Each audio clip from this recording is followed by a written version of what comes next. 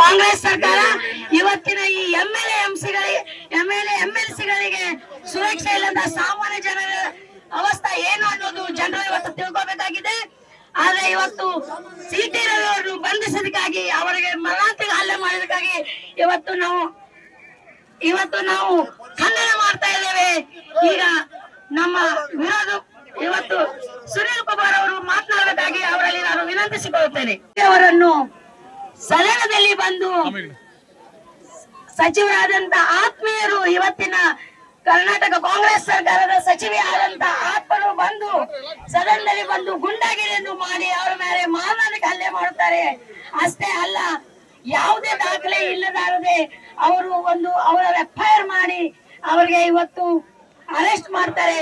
Arrest ಮಾಡಿ ಇಡೀ ರಾತ್ರಿ ಎಲ್ಲ ಅವರಿಗೆ ದಿಕ್ಕ ತಪ್ಪಿಸುವಂತ ಒಂದು ಕೆಲಸವನ್ನು ಮಾಡಿ ಒಬ್ಬ ಕಾನೂನನ್ನು ರಚನೆ ಮಾಡುವಂತ ಈ ರಾಜ್ಯದ ಮಾಜಿ ಮಂತ್ರಿ ಹಾಗೂ ಹಾಜಿ ಕೌನ್ಸಿಲಿನ ಸದಸ್ಯರಾದ ಶ್ರೀ ರವಿ ಅವರಿಗೆ ಒಬ್ಬ ಕ್ರಿಮಿನಲ್ ಟೈಪ್, ಒಬ್ಬ ಟೆರರಿಸ್ಟ್ ಟೈಪ್ ಅವ್ರನ್ನ ಅರೆಸ್ಟ್ ಮಾಡಿ ಅವ್ರಿಗೆ ಯಾವುದೇ ರೀತಿ ನ್ಯಾಯಯುತವಾದ ಅವರ ಟ್ರೀಟ್ಮೆಂಟ್ ಮಾಡ್ಬೇಕಿತ್ತು. ಅದನ್ನ ಟ್ರೀಟ್ಮೆಂಟ್ ಮಾಡದ ಇವತ್ತು ಹಗಲು ರಾತ್ರಿ ಅವ್ರನ್ನ ಬೇರೆ ಬೇರೆ ಕಡೆ ಅಡ್ಡಾಡಿಸಿ ಅವರ ಜೀವಕ್ಕೆ ಗೊತ್ತಿರುವಂತ ಜಾಗದಲ್ಲಿ ತೆಗೆದುಕೊಂಡು ಅವ್ರನ್ನ ಹೋಗಿ ಇವತ್ತು ಏನೋ ದೇವರ ದಯದಿಂದ ಅವರು ನಮಗೆ ನೋಡ್ಲಿಕ್ಕೆ ಸಿಗ್ತಾ ಇದ್ದಾರೆ. ಕೋರ್ಟ್ದಲ್ಲಿ ಅವರು ರಿಲೀಸ್ ಆಗಿದ್ದಾರೆ. ಇದೇ ಹಿಂದೆ ಕಾಂಗ್ರೆಸ್ ಸರ್ಕಾರದಲ್ಲಿರುವಂತ ಧಾರವಾಡ ಗ್ರಾಮೀಣ ಭಾಗದ ಶಾಸಕರ ಮೇಲೆ ಒಬ್ಬ ಮಹಿಳೆ ರೇಪ್ ಕೇಸ್ ಅನ್ನು ಹಾಕಿದ್ರು ಕೂಡ ಇನ್ನೂ ತನಕ ಅದ್ರ ಮೇಲೆ ಏನೋ ಆಕ್ಷನ್ ತೆಗೆದುಕೊಂಡಿಲ್ಲ. ಅದ್ರ ಮೇಲೆ ಕೇಸಿನ ಮೇಲೆ ಏನೇ ರೀತಿಯ ಆಕ್ಷನ್ ಅನ್ನೋದು ತನಕ ಸರ್ಕಾರ ತೆಗೆದುಕೊಂಡಿಲ್ಲ. ಪ್ರತಿ ಸರಿನೂ ಕೂಡ ಮುಖ್ಯಮಂತ್ರಿಗಳು ಡಿ.ಕೆ. ಶಿವಕುಮಾರ್ ಹೇಳ್ತಾರಂತೆ, ಬಿಜೆಪಿ ಯಾಕ್ರಿ ಈ ತರ ಘಟನೆನ ಖಂಡಿಸ್ತಾ ಇಲ್ಲ ಅಂತ. ಅಣ್ಣ, ನಾವು ಖಂಡಿಸ್ತೀವಿ. ನೀನು ಪಾಕಿಸ್ತಾನ ಜಿಂದಾಬಾದ್ ಅವ್ರನ್ನೆಲ್ಲ ವಿಧಾನಸೌಧಕ್ಕೆ ಕರೆದು ಧಿಕ್ಕಾರ, ಭಾರತಕ್ಕೆ ಧಿಕ್ಕಾರ ಕೂಗಿಸ್ತಲ್ಲ, ಪಾಕಿಸ್ತಾನಕ್ಕೆ ಜಿಂದಾಬಾದ್ ಕೂಗಿಸ್ತಲ್ಲ. ಅವಾಗ ಈ ರೋಷ ಯಾಕೆ ಇರಲಿಲ್ಲ ನಿನ್ಗೆ? ಅವಾಗ ರೋಷ ಇರ್ಬೇಕಾಯ್ತಲ್ಲ. ಬಾಂಬ್ ಹಾಕಕ್ಕೆ ಆಟೋದಲ್ಲಿ ಬಂದ್ರಲ್ಲ, ಅವ್ರನ್ನೆಲ್ಲ ಕರ್ಕೊಂಡೋಗಿ ಬಿರಿಯಾನಿ ಕೊಡಿಸ್ತಲ್ಲ, ಅವಾಗ ನಿನ್ಗೆ ಯಾಕೆ ರೋಷ ಇರಲಿಲ್ಲ? ಹುಬ್ಬಳ್ಳಿಯಲ್ಲಿ ಪೊಲೀಸ್ ಸ್ಟೇಷನ್ ಸುಟ್ಟಾಕಿದ್ರು, ಹಿಂದೂಗಳ ಮನೆ ಮೇಲೆ ಕಲ್ಲು ಹೊಡೆದ್ರು, ಅಂಗಡಿಗಳನ್ನ ಸುಟ್ಟಾಕಿದ್ರು, ಅವ್ರಿಗೆಲ್ಲ ಕ್ಲೀನ್ ಚಿಟ್ ಕೊಟ್ಟು ಬಿಡುಗಡೆ ಮಾಡಿದ್ಯಲ್ಲ, ಅವಾಗ ನಿಮ್ಗೆ ಯಾಕೆ ರೋಷ ಇರಲಿಲ್ಲ? ಡಿಜೆ ಹಳ್ಳಿ, ಕೆಜೆ ಹಳ್ಳಿ, ಬೆಂಗಳೂರಲ್ಲಿ, ಶಿವಾಜಿನಗರದಲ್ಲಿ ಇಡೀ 3 ದಿನ ಇಡೀ ಬೆಂಗಳೂರನ್ನೇ ಬಂದ್ ಮಾಡಿದ್ರಲ್ಲ, ಅವಾಗ ಯಾಕೆ ನಿನ್ಗೆ ರೋಷ ಇರಲಿಲ್ಲ? ಅಂದ್ರೆ ದೇಶ ವಿರೋಧಿ ಮಾಡಿದ್ರೆ ಅವ್ರಿಗೆಲ್ಲ ಬಿರಿಯಾನಿ ತರಿಸ್ಕೊಡೋದು. ಯಾರು ಹಿಂದೂಗಳಿದ್ದಾರೆ ಅವ್ರನ್ನ ಟಾರ್ಗೆಟ್ ಮಾಡ್ತಾ ಇದ್ದೀರಾ. ಸಿದ್ದರಾಮಯ್ಯನವ್ರು ಬಂದ ಮೇಲೆ ಈ ಟಿಪ್ಪು ಸಂಸ್ಕೃತಿಯನ್ನ ತಂದಿದ್ದಾರೆ. ಮತಾಂತರಕ್ಕೆ ಯಥೇಚ್ಛವಾದಂತ ಎನ್ಕರೇಜ್ಮೆಂಟ್. ಸಿ.ಟಿ. ರವಿ ಒಬ್ಬ ಹೋರಾಟಗಾರ, ಹಿಂದೂ ಹೋರಾಟಗಾರ.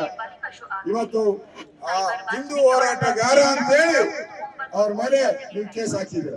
ಆಯ್ತಪ್ಪ, ಅವ್ರೇನು ಹೇಳಿದ್ದಾರೆ ಅಂತಾರಲ್ಲ, ನಾನು ಹೇಳಕ್ಕಾಗಲ್ಲ ಮಾತನ್ನ. ಟಿವಿಗಳೆಲ್ಲ ಹಾಕ್ಬಿಟ್ಟಿದ್ದೀರಾ. ನಾನು ಹೇಳಿದ್ರೆ ನನ್ನ ಮೇಲೆ ಕೇಸ್ ಹಾಕ್ತಾರೆ, ಅದಕ್ಕೆ ಬಿಟ್ಟಿದ್ದೀನಿ. ಯಾವ ವರ್ಡ್ ನಾನು ಹೇಳಕ್ಕಾಗತ್ತನಪ್ಪ? ಹೇಳಕ್ಕಾಗಲ್ಲ. ಅದನ್ನ ಈ ಸಿದ್ದರಾಮಯ್ಯನವರು ಏನ್ರಿ ಹೇಳಿದ್ದಾರೆ ಅಂತ. ಸಿದ್ದರಾಮಯ್ಯನವರು ನೀ ಯಾರ್ರಿ ಜಡ್ಜ್ಮೆಂಟ್ ಕೊಡಕ್ಕೆ?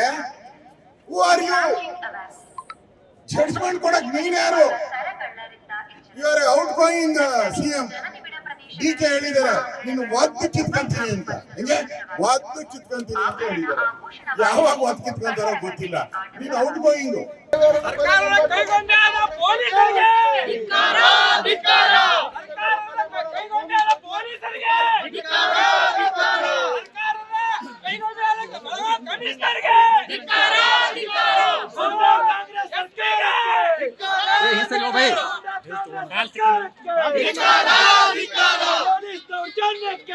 ಸರ್ಕಾರಕ್ಕೆ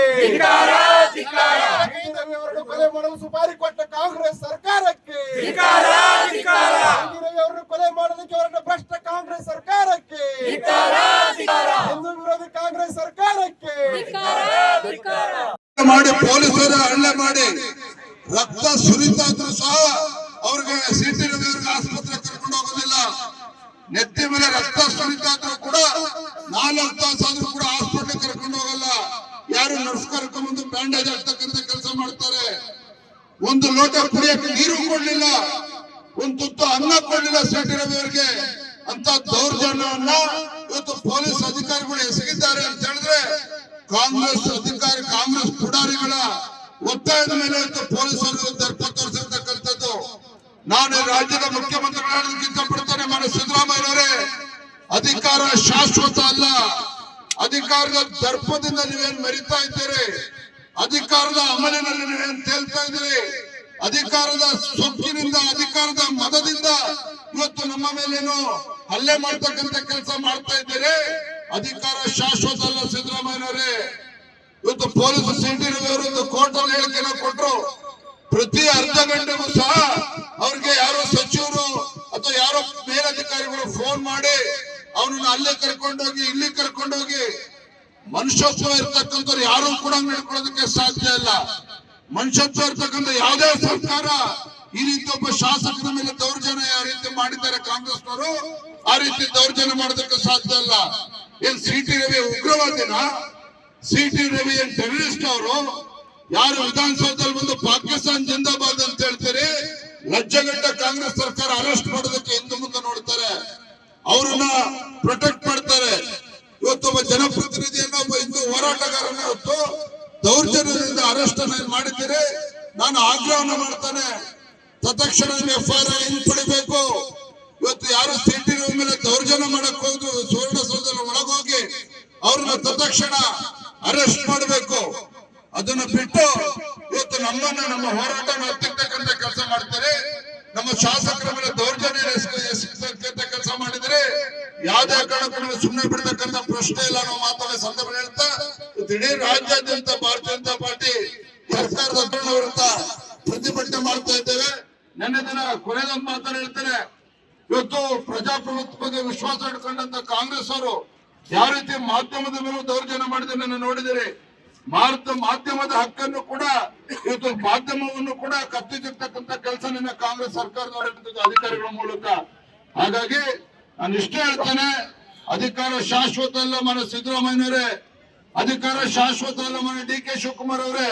ಇವತ್ತೇನು ಪೊಲೀಸ್ ಮೇಲೆ ಒತ್ತಡ ಹಾಕಿ ದೌರ್ಜನ್ಯ ಮಾಡಿದಿರಿ, ಇದ್ರ ಬಗ್ಗೆ CBI ತನಿಖೆನೇ ಆಗ್ಬೇಕು, CBI ತನಿಖೆನೇ ಆಗ್ಬೇಕು.